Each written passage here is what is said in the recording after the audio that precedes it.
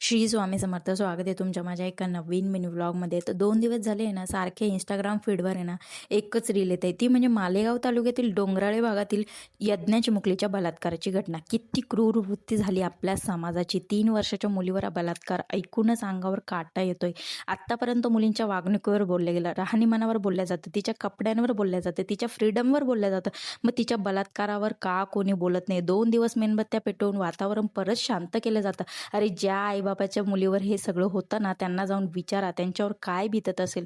आज मुलगी कुठेच सेफ नाही आहे, शाळेत नाही, मंदिरात, जॉबच्या ठिकाणी, घरात सुद्धा ती सुरक्षित नाही आहे. ज्या दिवशी बलात्कार करणाऱ्याला भर चौकात जाळलं जाईल ना, त्याच दिवशी त्याची मुलीच्या आईवडिलांचा बदला पूर्ण होईल. एका दिवसात नोटबंदी होऊन जाते, एका दिवसात लॉकडाऊन होऊ शकतं, पण एका दिवसात बलात्कार करणाऱ्याला फाशीची शिक्षा नाही होऊ शकत. फाशीची शिक्षा तर काहीच नाही त्याच्यासाठी. त्याला तर भर चौकात जिवंत जाळलं पाहिजे.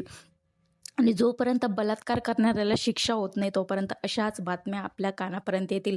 माझी पालकांना एकच विनंती की आपल्या मुलीला इतर क्लासेस लावण्यापेक्षा कराटे क्लास लावा, जेणेकरून त्यांच्यासोबत अशी वाईट वेळ आली तर त्यांना समोरच्याचं तोंड असं ठेचता आलं पाहिजे आणि खरंच त्या चिमुकलीला न्याय भेटलाच पाहिजे आणि त्या नराधमाला चौकात फाशी झाली पाहिजे, नाही तर त्याला जिवंत जाळलं पाहिजे. जर असं झालं नाही तर या घटना वारंवार होणारच आहे.